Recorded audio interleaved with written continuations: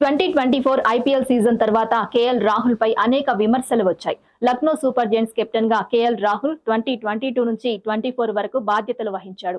2022-23 సీజన్లలో లక్నోను play offs వరకు తీసుకెళ్లాడు.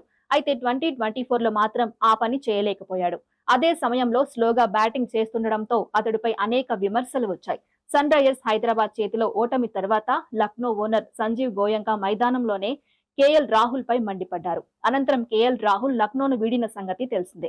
మెగా వేలంలో ఢిల్లీ క్యాపిటల్స్ రాహుల్ ను సొంతం చేసుకున్నారు. ప్రస్తుతం రాహుల్ ఆ జట్టుకు ప్రధాన ప్లేయర్ గా మారిపోయాడు.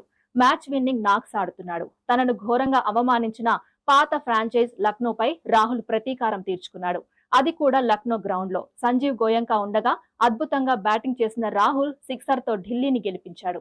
అనంతరం గోయంకా రాహుల్ కు షేక్ హ్యాండ్ ఇవ్వగా రాహుల్ పెద్దగా పట్టించుకోలేదు. ప్రస్తుతం దీనికి సంబంధించిన ఫోటో, వీడియోలు సోషల్ మీడియాలో వైరల్ అవుతున్నాయి.